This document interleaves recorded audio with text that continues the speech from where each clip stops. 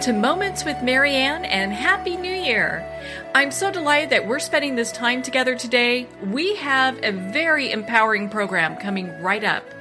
Have you ever wondered how to make lasting and impactful changes in your life? Well, today we have that information that will help you with just that.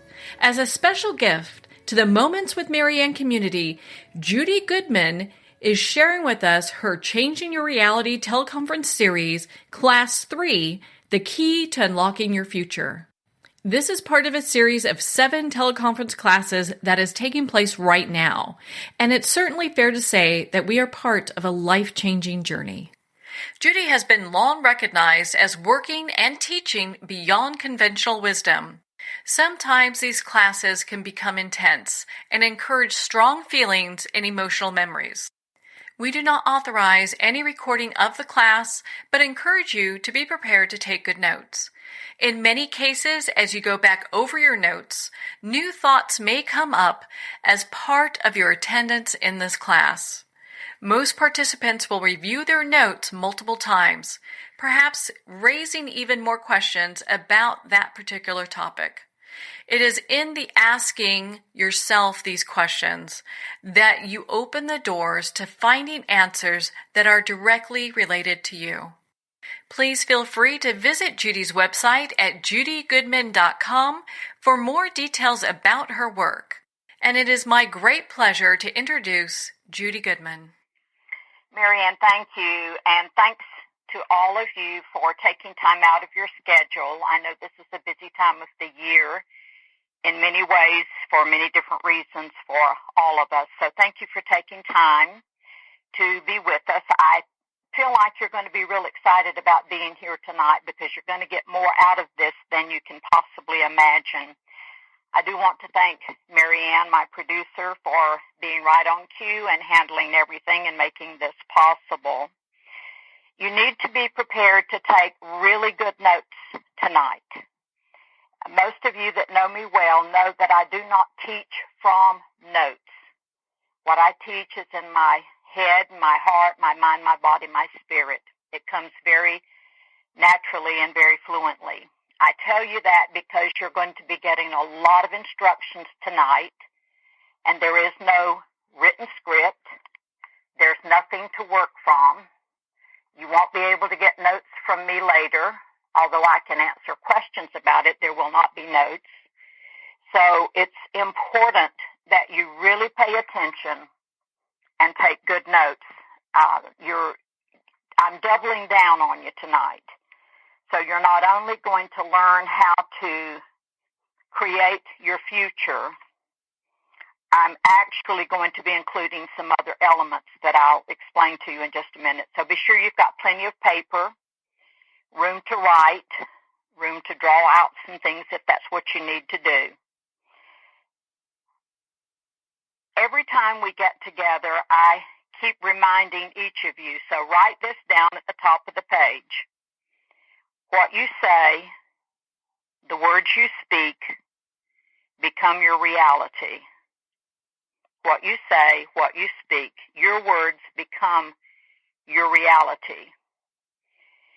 As simple as during the day when someone says, "How are you feeling?"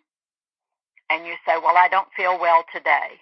The mind, body, spirit listens to what you say and will start shutting down the components and sort of talks to itself and says, "Okay, shut it down. She doesn't or he doesn't feel good today. So, we're going to shut down things a bit." So just remember, what you say, what you speak becomes your reality. And this will also be much more clear as I'm teaching you how to manifest the reality, the future that you want, and so many other things that are going to come out of this. This is going to be a big, concentrated class tonight.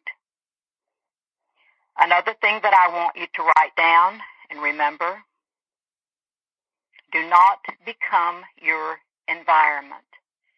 Now, a lot of you watch social media, and you've seen this past week where we put that up and gave an explanation of not allowing yourself to become the environment that you're in, because many times we are in a chaotic environment.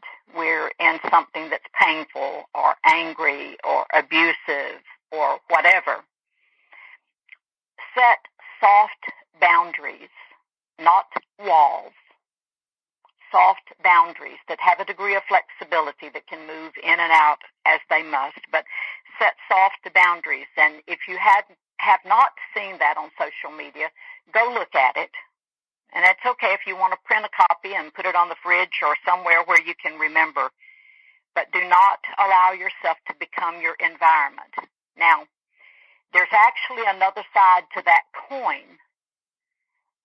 I can hear someone out there thinking, well, what if I'm in a good environment? Well, aren't you the lucky one? And if you are ever so blessed as to be in a good environment, again, don't allow yourself to become your environment. Take from it what you can and excel and exceed. So don't become what is around you. And if the environment around you is chaotic or confusing or doesn't seem to be quiet or settled, draw strength, energy, lessons from all of those things. Let that environment teach you, and even if it is a good environment, let that environment also teach you. You've heard me say this every class, and this is more critical tonight than at any other time. Make time every day for meditation or a quiet time. You can refer to it as prayer. You can call it time out. You can call it meditation. You can call it what you will. But it is going to be an essential component of what you're going to learn tonight. Before we get started, get those pens and paper ready. May I take this opportunity to wish each of you wonderful holidays. This is a challenging time for many of us in many ways. And in whatever way feels right and feels appropriate to you, please lift your thoughts and prayers that our world will be a better, kinder, gentler place. There are so many things that are happening that could benefit from good, positive energy. And I know each of you carry that kind of energy. So happy holidays. Make it the best. But remember what we said. Make time for quiet time for prayer. The main thing, another thing I want you to take from this is not to wait for your life to get better. So many of us, we put off things. We say, well, when so-and-so happens, I'll do this. Or when this situation is over, things will be better and I will be able to do some things I want, or I can change some things or whatever. Don't wait for your life to get better. Embrace every day and every moment. Embrace every day and every moment. All right, let's begin. I'm going to be teaching you, and remember, there is no script, so I may be a little bit all over the place. I hope to be thorough. I hope to give you everything that you need. But you can't write me for notes because there are no notes. So here we go. This requires, let me get a little drink of water here. Vitamin water as it is, and that stuff is coming up in my throat because my energy is changing. We're really opening a real channel of communication here right now. This is going to require you to set aside time, quiet time, meditation, whatever you want to call it. And you're going to be doing imagination, visualization, creation. And as I had intended in the beginning, I was going to teach you how to create a room. We'll call it a room. And the reason I like to call it a room, because that infers that it has walls or that it's contained and that it is a safe place. And when we are, shall I say, out there working in our spiritual realm, we want to always protect that space and that energy. So I like to refer to these as rooms. So we're going to create a room, and we're going to call this the room of the future.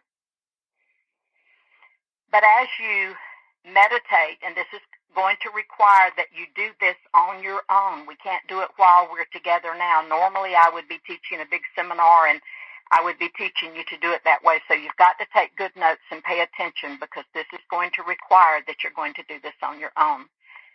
Not only am I going to teach you how to build a room of the future where you will be planting the seeds of the life that you want, the things that you want to see in your future, I am going to teach you how to build a room of the present, the past, and the future. So you may want an individual page for each of these, or at least spread it out on the paper. The instructions will be similar, but there will be some differences.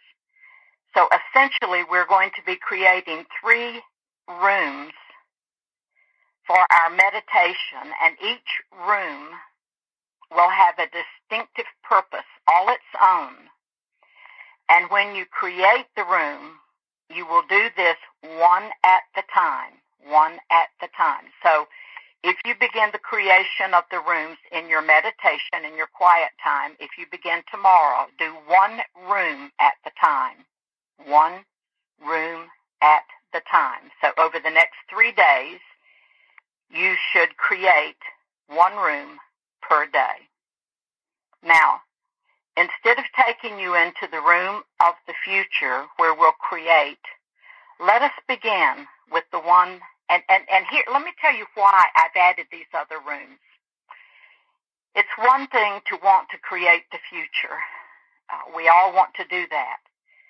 But if we do not attend to the things that are in the present, and perhaps visit those things that are in the past, sometimes it's very challenging for some of us to move into the future. So I decided that we need to incorporate all of this. This may be a bit challenging. I hope not, and I hope my instructions will be very clear to you. So you're going to be in a meditative place. I suggest you go into a room by yourself, that you lie down. It's okay to light a candle if the fragrance from the candle is comforting to you.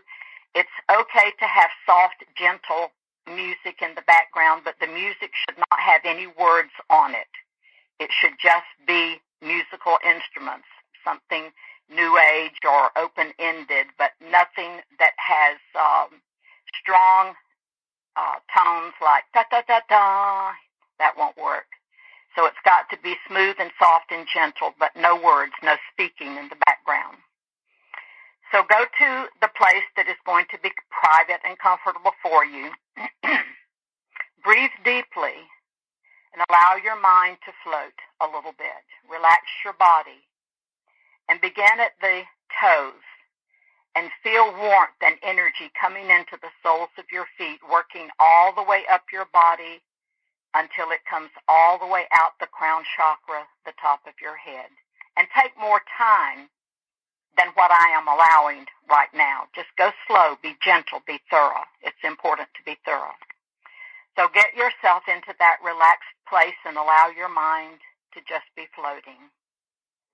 And then I want you to imagine the first room we're going to create is the room of the past. I want you to imagine that there is going to be a room, but we are going to create a door. We are going to imagine a door so that we know that that room is sealed and safe and contained, and that when I imagine, when I see that door, I know that if I go in that room, I'm going to be dealing with something in the past. When you imagine the door, I want you to create in your mind, in your thoughts, something that is old, something that is rustic, something that will tell you that it's old or ancient or out of the past. Now, technically speaking, this will deal with things in your past in this life, Very possibly, some of you may have something from a past life that may creep into this. But whatever you will deal with is definitely in the past, and that is the only thing that we use this room for. This will be a meditation room, a room that we will approach. We will see a door of some sort that you've created. We will open the door. Now, you're using your mind and your visualization and your ability to think these things up, make them up. So you're going to create that room.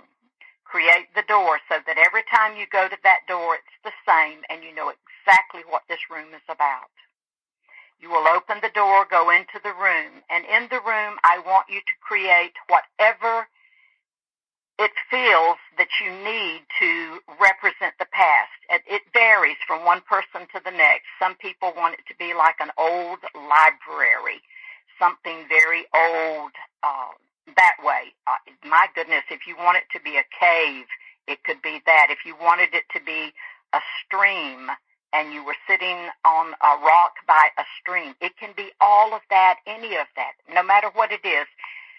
Whatever will feel safe, but whatever will allow you to know that you are in the room that will hold the energy of the past. Now, the more you work on this, the more proficient you're going to become. Approach it slowly and gently. And each of you that are involved in this class, I will be doing some very specific work with each of you tonight as you sleep. And if that's not agreeable, then you need to send me a text and tell me, but I would find it hard to believe that anyone would not want this. I will be with you for a brief moment tonight when you're sleeping, and I will put extra protection around these rooms that you're going to be creating. Now, why would we create a room of the past? Why would we open a door, go in, and maybe sit on a chair, sit at a desk, or sit by a stream? Why would I want to go into a room of the past? Well, many of us have had pain in our past. Some of us have been abused. Some of us have been neglected or invalidated, or some of us may have maybe had a marriage that was a bonding of sorts that was very painful. There can be many things, but whatever in your past, it might have been your third birthday when nobody showed up to the party. It doesn't matter what it is, but if you're going to go into the room, sit down, lay down on a sofa, sit on a rock, and just allow the thoughts and the memories to come to you. And the reason that we would even go into this room, go in and consider past memories is so that we can view them safely, gently.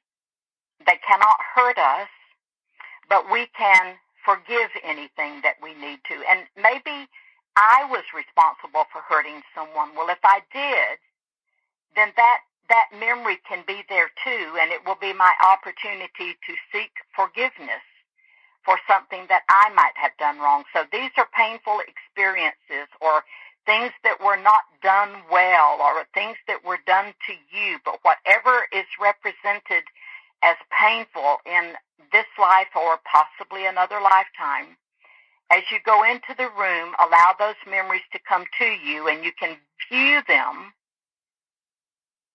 without having to hurt. You can view them objectively. And if you want to say, forgive me, then that is a time that you can heal things from your past. If you need forgiveness from someone, then ask for it. That message, that energy will be taken to that soul, literally on the wings of an angel. And so if you never see them again, or perhaps they've already crossed over and you cannot meet with them again, even so, that energy will be taken to them, and that will start healing. Many times, the challenges and the difficulties that we experience in today's life, we have accumulated pain from the past. We bury it. We don't know that we're burying it and how long it's been buried and how well we're burying it. But it accumulates. And until we heal these things, sometimes it's real hard to plant those seeds of the future. So you see why I decided that it's important that we have the ability to go back and heal old wound, old pain, no matter what it is. It could be illness, it could be anything. Let your imagination work for you here. Unresolved issues, that's what those are. If you've not made peace with it, it is an unresolved issue. Well, what happens if we continue to carry that unresolved issue? What happens if we bury it so well and so deeply that we don't remember it, but we know that something's not right? Certain sounds trigger things, smells, odors, anything. We can be triggered by so many different things. Unresolved issues, if they are not healed, will become your dis-ease, your discomfort. An unresolved issue will be represented as your dis-ease or discomfort. If these issues continue to be unresolved, then they may become your disease. Unresolved issues do become cellular, and they do go into your body. Statistically, for women, they go more into the breast area, lymph nodes, throat, stomach. Men will go into the testicles, into the private areas, stomach areas, and back. So unresolved issues become cellular. Continue to be unresolved, they become your disease. And if you continue to carry these things all of your life without dealing with them, then they may, in fact, become part of what will be your demise one day. So unresolved issues, things that have been left unattended. You go into your private time, your meditation time. You visualize the door, whatever you made that look like. You go into the room and you sit down or lie down and you think about things that have hurt. Allow those thoughts to come to you and make peace with them and say simple statements. Don't be melodramatic and overdramatic with this. Just simple statements and say, I forgive. I don't like it, but I forgive because I know that is what will set me free. So make peace. Use the room of the past as a tool, and the more you use this, the more efficient you will become with this. Heal any wound, whatever you can remember. And if you don't remember being hurt, then just go into the room of the past just as a practice and to establish this room and say, look, I'm here. I don't know if I have old wounds or old history, so I'm asking that anything that needs my attention in this lifetime or any other lifetime, I'm asking that it be brought into my consciousness so that I can heal it and that I can move forward. Now, I hope I've covered that thoroughly enough for you. If you have simple questions about this tomorrow, send me an email, but do not send me long, drawn-out emails. Brief emails I can address and get back to you, but if you're paying attention, you'll hear some of the same instructions with each room that we're going to create. The next room that we're going to create is the room that we call the present. And that means 24-hour day, whatever today is. And again, we're going to create a door. Make something that's current and modern. It could look like the front door of your home right now, something that's familiar.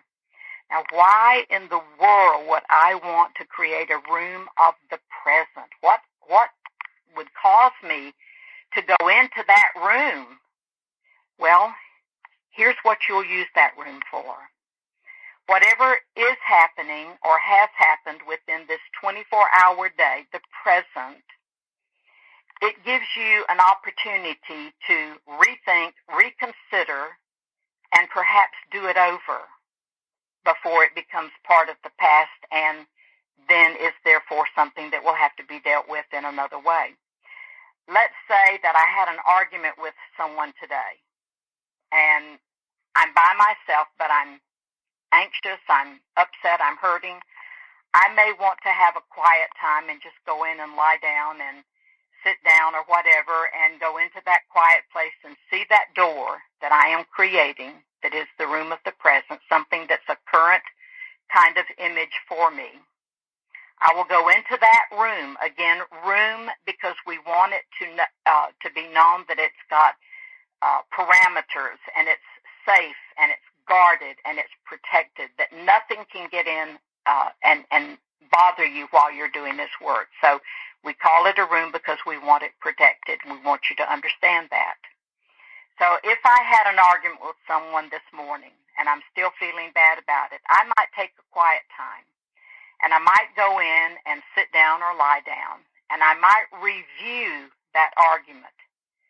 And lo and behold, I might find out in being quiet and being honest and objective, I might find that maybe I had more accountability in that than I thought I did. But I would give myself the opportunity to go back and revisit it and perhaps come out of my session later and pick up the phone or go to the person and say, I'm so sorry. I did not handle that well. Let me apologize and let me try it again. Okay. Here's another thought. What if you know you're having surgery today? What if you've got a medical procedure? You can go into this room in the present, and you can see yourself in the procedure, see yourself safe, see yourself peaceful, see yourself calm. What if you've got a dental appointment? Yeah, not always our favorite place to be, even though we've got the best dentist in the world. It's not always our favorite place to be. I don't know about you, but just the sound of the drill can be a little bit unnerving. Well, if I knew I had a dental appointment today, I might go into that moment. And see, it doesn't take 10 or 15 minutes to do this. You'll get better at it the more that you do it. But go into the room of the present and say, okay, I've got a dental appointment in a little while. See myself in the chair. See myself being peaceful, calm, shrouded with healing energy and peace and joy, and just handle it that way. So whatever is going on in a 24-hour period, something you've already done or something that you anticipate. You know, some of us were interviewing for jobs. Well, see yourself. Go into the room of the present. See yourself in that room. See yourself dressed well, answering questions appropriately, handling yourself efficiently in the way that you should, but see it as a good experience, successful, with you feeling confident and present and involved in the conversation. What if you have family coming in? You know, we've got Christmas coming up. Maybe today you've got holiday guests that are coming in this afternoon, and it's not your favorite aunt or your favorite cousin or whatever. Take a quiet moment, go into the room of the present, see yourself visiting with your family or friends. And these are weird examples. I know they are, but I'm just trying to give you some idea of how you can use the room of the present. So if it's something that you dread, just go in the room, take that 10, 15-minute rest or moment of quiet or meditation, and see yourself. What if you've got a test? You know, this would be excellent for a college student if they knew that they had a test, if they're taking an SAT or any kind of MK, anything, and see themselves taking the test and look at the paper, see the paper with an A+ on it, see yourself being calm, see yourself being aware, and your mind is functioning and clear, and everything is just coming out just really fantastic. So whatever is involved in a 24-hour day are things that you will take into the room of the present in your meditation time.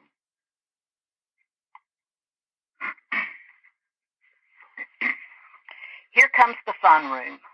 This is the one that you really wanted to learn about, but I really did want you to learn about these others because it's just beneficial. It's such an incredible exercise, and once you learn it, And look, guys, I don't mind if you teach this to someone. This is knowledge is meant to be given away. It's not meant to be kept. So teach anyone. If you've got kids or partners or anyone that you know that could benefit from this, give this knowledge to them. Pay it forward. Give it away. The more people that can use this and can change their lives, the better it is. The better it would be for all of us. So if you've got children, grandchildren, teach them how to do this. Teach them how to prepare for tests and tell them that they meditate a little bit and see themselves passing the test successfully. It can possibly change their lives. Okay, big deep breath now. The room of the future. I want you to go into that meditation state. Remember, you're going to sit back and relax, and you're going to feel warm energy coming into the soles of your feet, coming all the way up your body, all the way out the crown chakra. Now, it's going to take time. Do this slowly and thoroughly, and just relax and wiggle your toes a little bit as you're allowing that energy to come up. And when you get to, if there's an area in your body that you're not feeling well, when you go into these meditation states, relaxation states, this is a good time to, as you pull that energy into your body, if your stomach is giving you problems, then stop for a moment at that area and just allow that warm, healing energy to kind of circulate in that area.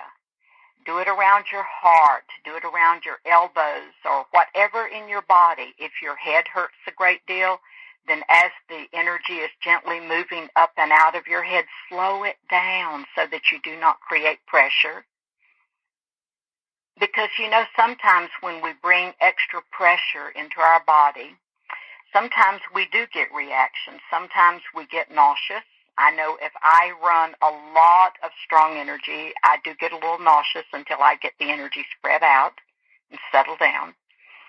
Sometimes it might give us a headache or something might hurt. But if it does, then just slow down. Understand your body is telling you that you're trying to move it too fast, too soon. So the important thing is to take time. And 10, 15 minutes doesn't sound like a lot of time. And when you're working in that space, excuse me, boy, strong energy, that time will go by much quicker than you can possibly imagine. You'll learn to relax with it more and more, and you'll get better at it each and every time.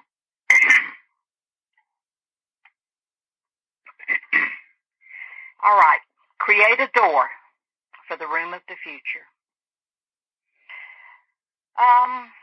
I've heard all kinds of incredible thoughts and ideas about a room for the future and the door. Some people want glass so they can see through it so that that's clear. Some people want it gilded. Doesn't matter.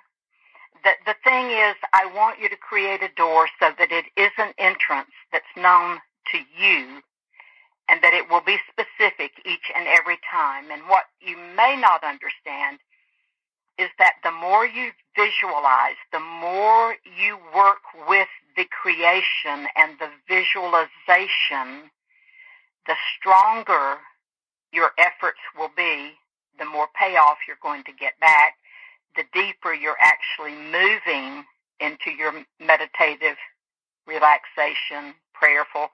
I'm using a lot of phrases here. I'm trying to cover all the bases, but it's important that you use your mind and create the space, because as you do, you are actually pulling yourself deeper into that special, unique place. So create a door. Oh, it could look like a beautiful church door if that's what feels right to you. It doesn't matter. And then we're going to, again, create the room of the future.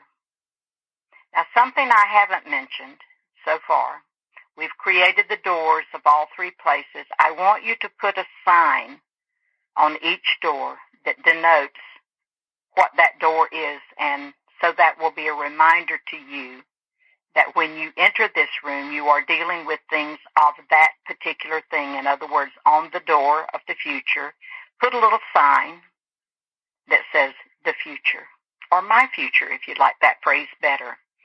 On the door of the present, same thing, and the door of the past, same thing. So back to the room of the future. Many times I have found that people like to bring in the, angelic realm or metaphysical realm or whatever. Some people like to create this room sometimes they fill it with clouds. They like to think that they're on clouds. It doesn't really matter. It's just what your heart, what your mind, your spirit will imagine that is kind of an ethereal place, because literally we're going to be planting seeds, so to speak. Not really a garden in the typical manner, but it is where we're going to take our thoughts, our meditation, our visualization. Remember that the words we speak, the things we say, become our reality. Now, as these things are developing and growing and processing, it won't always come in the time that you expect it to come. In other words, if you need $500 to pay a bill and you're planting that thought and that seed, so to speak, it may not come in the same manner, and it might not always be money, but it will have the equivalency of that. So there can be some variations here, and just be open-minded and broad-minded about the things that you're asking for. If you're asking for a new car, if that's a seed that you are planting, creating in your reality, a new car, maybe your mind is thinking about a Mercedes, but a Toyota shows up.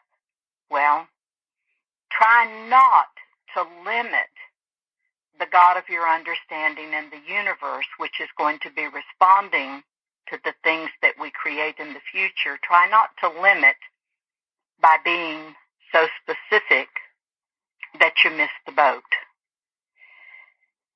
So, as we are in this room, make it comfortable, make it peaceful. Since I am essentially planting seeds for the future, I know that it's my words. So I can see myself perhaps, maybe I want an angel to be in that room, or maybe I want a benevolent soul to be sitting there that I'm talking to, or maybe I don't need that. Maybe I'm just there writing things down on a paper, talking about or spelling out the things that I'm seeking in my future.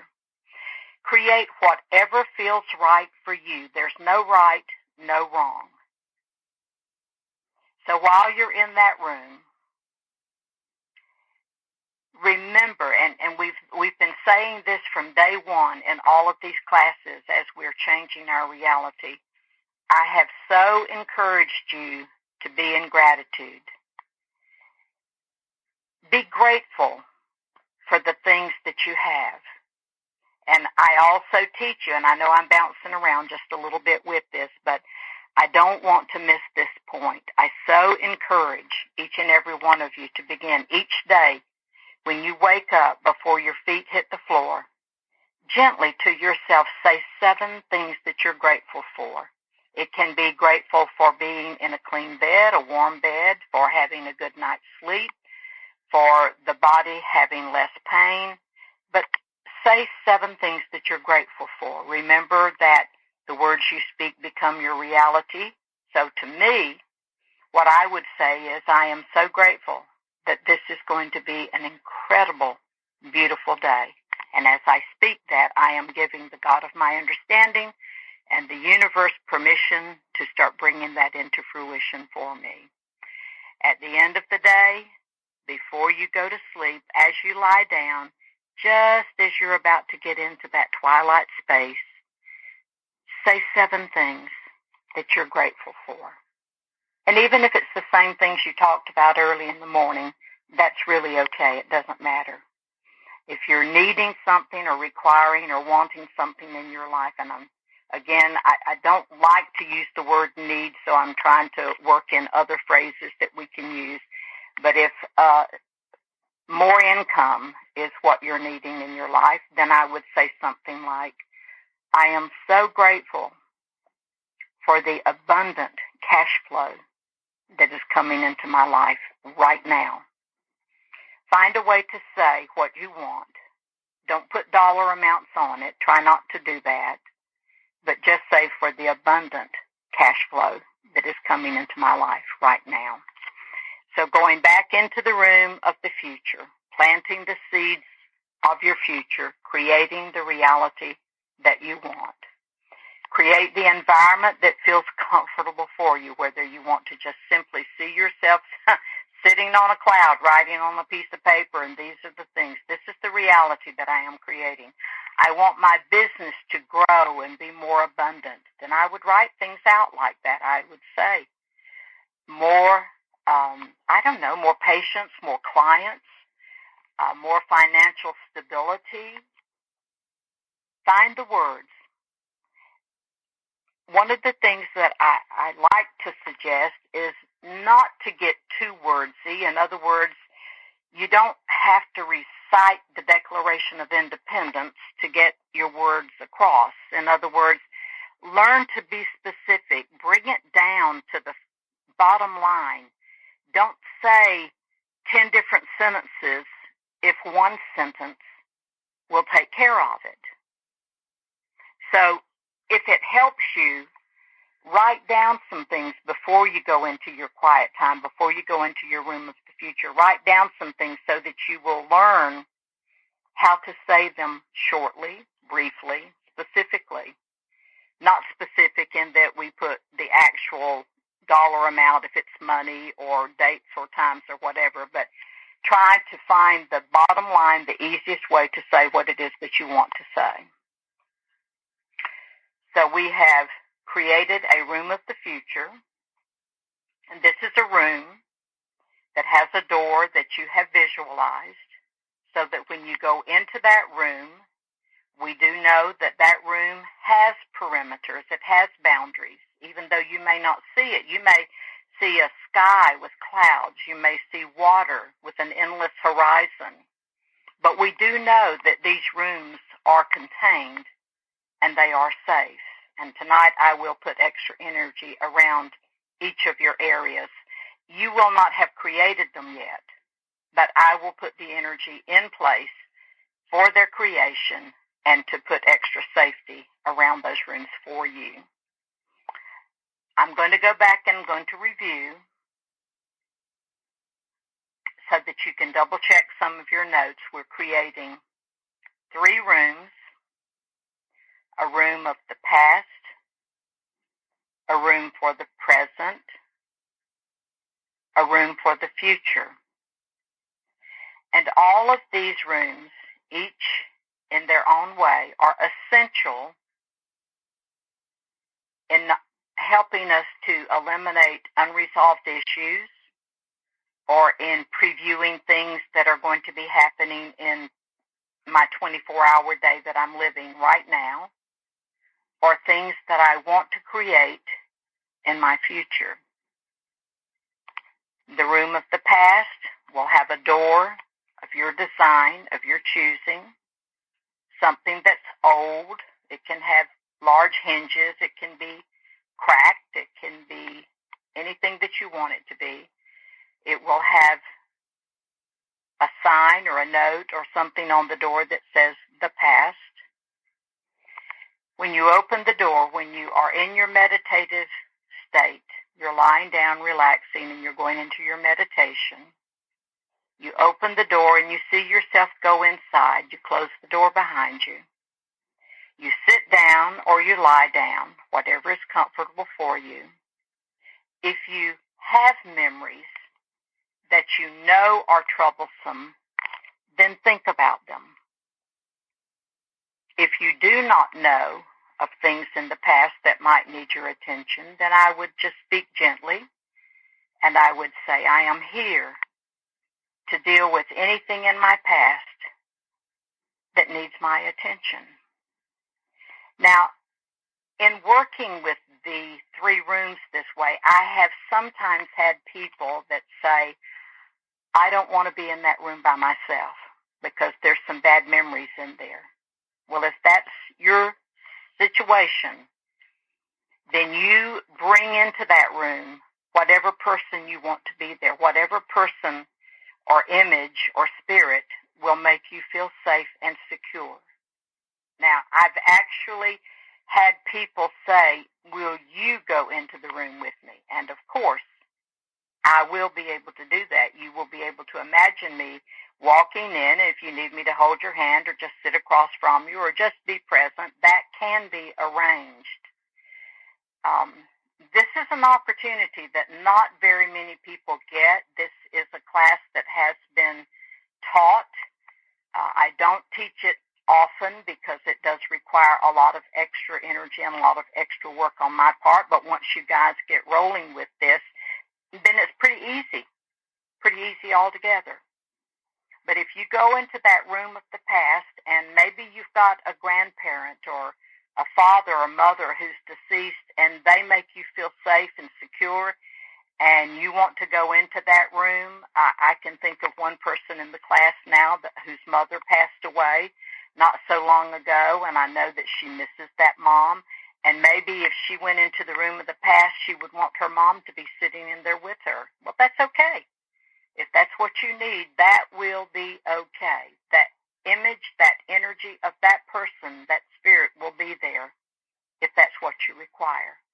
At some point, I hope that you will process and learn how to use this in such a way that you will no longer require that person to be there, that you will become stronger and more capable to be there yourself. It's not a place that you'll have to go to very often. You may go there more in the beginning if some of you have pain or unresolved issues. You may go there a little bit more in the beginning just to handle those things. But after a while, you won't visit that room very much. And when you don't feel the need to be there, that's a very good sign. It's a way of you understanding that you have been successfully dealing with anything in the past.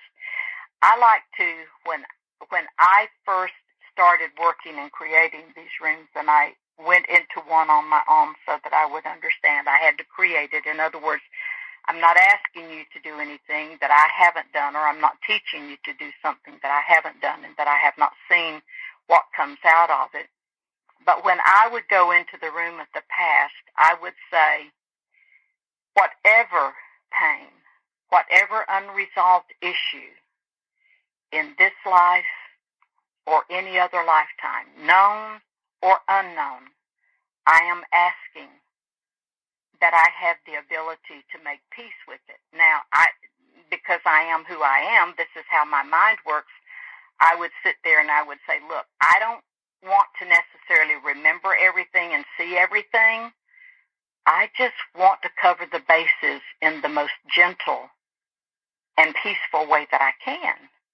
And hey, it's okay to talk like that if you're in this room of meditation that you're creating, because the powers that be as you understand them, are listening to you, are standing with you and guarding and protecting you as you're doing this work. So just talk. Talk from your heart, not from your head. And we've already learned in some of our earlier classes the differences in talking from your head and talking from your heart. As you are learning how to take time out, and please take time out every day if you can. And if it's only 5 minutes, wow, don't you deserve 5 minutes? And I'm betting that if you get into this and you start understanding it and learning it and doing it, that it'll go a little longer than 5 minutes because it will feel so much better. And you may not do it every day, but I bet you'll do it fairly often when you start seeing the results that you can create. The room of the future is the one that you were counting on learning about, but I did not want to take you into the future, building and creating without dealing with anything in the past that might be holding you back. Now, while you're going back over your notes, I had a couple of questions that came in. I want to look at those real quick because I think a couple of them had some really good points on them. Let me see if I can pull that up real quick here. Okay, so one person did ask, so what if I'm already working from my passion? Now, I personally am working from my passion. This is my passion, and we aren't all lucky enough to be able to say, I'm passionate about what I'm doing. Sometimes we're just doing what we have to do. But this person says, what if I'm working in my passion? If I'm really doing what I believe my soul is intended to do, and I'm already in that place, does that future unlock more quickly? Interesting concept. I don't know. There's kind of pros and cons, different ways I could address that. I don't want to say that it will happen any more quickly in the actual manifestation of it, but what might happen more quickly is that you have learned something and you are actually speaking, taking charge of your life, and remembering that the words you speak become your reality, and you may be making these things come about just because you're actually exercising something that works. So is that quicker? Maybe. But I'm not sure I can say that just because you're working in your passion, it would actually happen any quicker, but probably the opportunity to make it happen is a little quicker just because you have the awareness of it. Okay, another question we had. How can we plant seeds for a positive future while we are living in a negative environment? And maybe that negative environment, in fact, was a choice or a soul contract or karma. There's a lot of reasons why we would be in an environment like that. How do we plant seeds if we are living in a negative environment? And that negative environment could be either something that's emotional, it could be a family situation, it could be friends, it could be jobs, it could be a lot of things. So how do we plant seeds? Oh my gosh. All the more reason that you should be planting seeds. Whatever your environment is, look at it and see what it is that needs fine-tuning. See what needs cultivating. Think of it as seeds, if that helps you. Whatever your circumstances are, if they're negative, whether it's an emotional challenge that you're dealing with, maybe you've got depression. If it's physical, maybe you've been ill, and maybe, that's kind of holding you back. Maybe you've got a really negative family, and I know that some of us have had that opportunity to learn and grow from a negative family member, and we've had jobs that we didn't like. All the more reason. How can you plant seeds? By doing exactly what I have described already this evening. Go through the same process. Doesn't matter what your environment is. But if it is a negative environment, all the more reason you might want to be incorporating this and try to become very proficient at it and get really good at it. Okay, here's another feedback. By the way, the feedback has been really great on the classes, and I really appreciate you getting back with me and telling me how this is impacting you and what you're getting from it. That helps me to fine-tune what we're doing because I can work from a lot of different places and teach in a lot of different ways, so your feedback helps me a great deal. This one person made an incredible observation that says that the formula for change seems simple. And it's true that many times I'm using phrases and words and formulas that seem very simple. It's like, wow, that's so easy, not complicated. But you know, I try to teach it in a way that we can not make it seem like something out of our reach, out of our range. And while the formulas are somewhat simple, they're very direct, they're very honest, they're very straightforward, and they do get results. And this person noted that while the formula seems simple, implementing takes awareness. So you need to be aware of what you're saying, what you're doing, what you're learning. And by the way, you know, we all teach in different ways. You hear so many different people teaching, talking in many different ways. If anything you hear tonight here does not feel right to you, disregard it.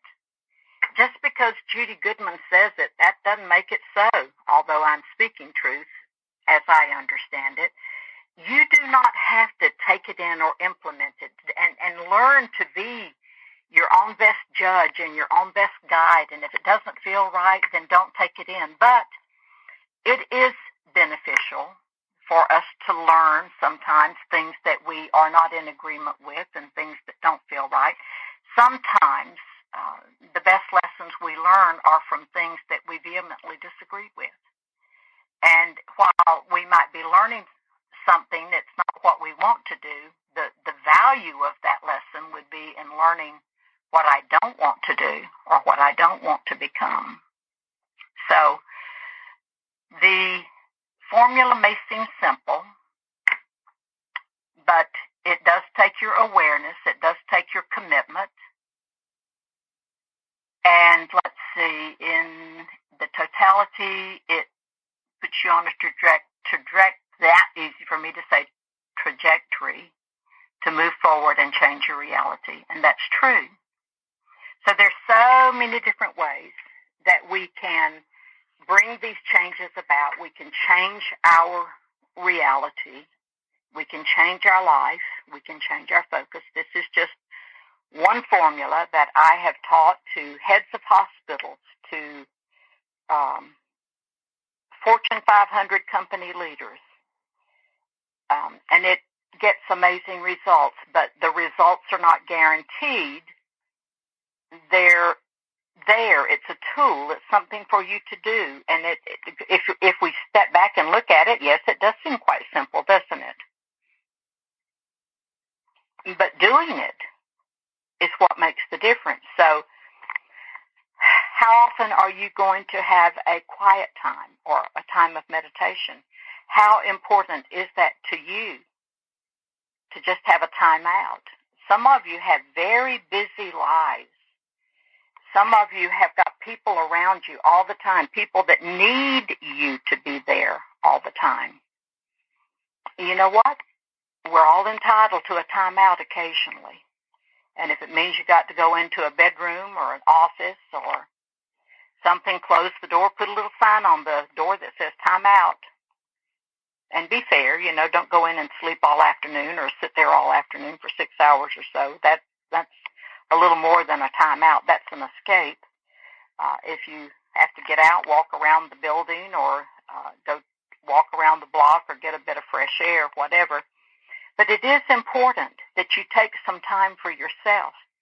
And if there are things in your life that you want to change, if you're wanting to change your reality, then it means that you're going to have to make some decisions. You're going to have to make choices. All the changes that you want in your life, they are about choice. You have to choose to see it differently or to do it differently. You know, one of the hardest things that we have to do, one of the biggest challenges that I see people face has to do with forgiveness. And I like to remind people that whatever, if you're in that room of the past and there are things to forgive, remember this, that forgiving is not condoning. Forgiving something, no matter whether you can remember it all and you just want to make a blanket statement and say, I forgive all those that have offended or hurt or harmed me. Forgiving is not condoning. It is what sets you free. As long as you hold a grudge, as long as you hold that pain, essentially that situation or that person still has got a level of control over you. So forgiving is maybe one of the most challenging lessons that we learn. But okay, sometimes it's easier to forgive others. What about forgiving ourselves? Now that's got to be the ultimate challenge, is forgiving ourselves. Thinking, wow, I was such a crummy kid growing up, or I did this, or I did that, or I didn't do well in school, and blah, blah, blah, blah. We can always find all these different things, and we're so hard on ourselves. As you are willing and able to forgive others, are you not more worthy of forgiving yourself, setting yourself free? Okay. Room to change your reality. Time to do it. A room of the past where you can go in, meditate, eliminate anything in the past. And the more you use it, you may, in fact, have more memories come up. It may not feel like it's working the first time. Go back in again, do it again. And those memories, when you feel safe and when you feel comfortable, those memories will start becoming loosened up, and they will start unfolding if you've got things in the past that you want to change or correct. The room of the present. Nice room. Anything within a 24-hour period. I have a quiet place, a safe place that I can go into it, and I can address it, and I can look at it objectively, and I can either prepare myself for it, or I can forgive myself for not handling something well, and I can come back out of that room and get up out of my meditation and go out into the world and handle it differently. Room of the presence. Very valuable tool. Quick, easy. And getting into that quiet place, that meditation, it does not take an hour of laying down and groaning and carrying on. It will become very easy if you will just slow down and take your time and practice.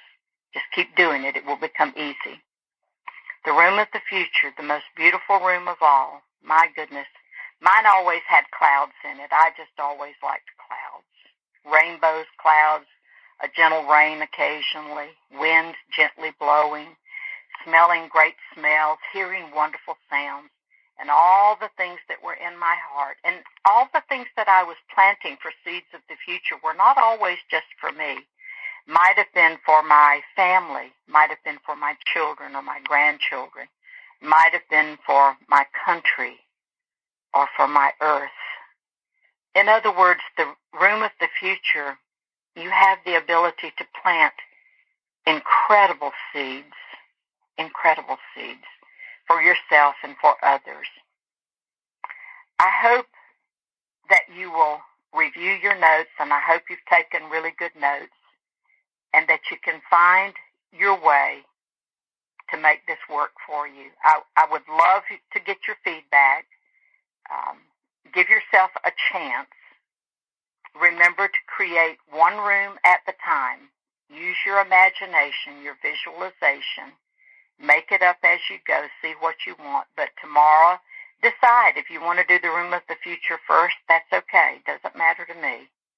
But do one room at the time. So tomorrow, let that be the first room that you create. Take your time. The main thing is to slow down. Take your time. Get out of the main flow of your life. Go into something that's private and something that's quiet. And learn how to take that breathing down lower and slower And then imagine warm, healing energy coming into your feet, working gently and slowly all the way up your body, remembering if there are areas that are not well or that you're uncomfortable, to spend a little extra time there with that healing energy. Bring it gently, slowly, all the way up the body, out through the crown chakra, through the top of the head. The meditation process is the same no matter which room you're going to go into. The reason to go into each room is different. Okay. Wow, that went by very fast. Please take time and do this for yourself. And give me some feedback. Let me know how it's working. And if you've got a question, a simple question, one sentence, please, no long paragraphs, I will understand. But like I said, there's no notes. There's nothing that I can just give you and say, here's the formula. Because when I teach like this, I open the ethers up and I pull down from the highest level that I am able to reach. And with all of these words and all of this preparation and all of the things you're doing comes an extra energy that is going to help and support you and to put protection in these rooms as you are creating them. Thank you for taking time out of your schedule. Our Christmas December session, I've changed the title to it. Marianne, you can help me with this. I think what is the greatest gift we can give is the new title. It's going to be kind of a little bit different subject matter, but what is the greatest gift we can give, whether we're giving it to ourselves or giving it to others. It should be a lot of fun, should be real interesting, and it's not about commercial items, of course. Thank you, guys. Take care, and God bless. I would like to thank everyone for tuning in and joining us for the Changing Your Reality teleconference series with Judy Goodman, Class 3, The Key to Unlocking Your Future. Class 4 is coming up on January 16th, which is a Wednesday, and the title is, What is the Best Gift You Can Give and Receive? Again, if you'd like more information about the teleconference series and to sign up for the next teleconference, you can at Judy's website, which is judygoodman.com, and make sure to click on the teleconference class for more information. Well, we're at the end of our time today. I would like to thank everyone for tuning in. You're listening to Moments with Marianne. And remember, make every moment count.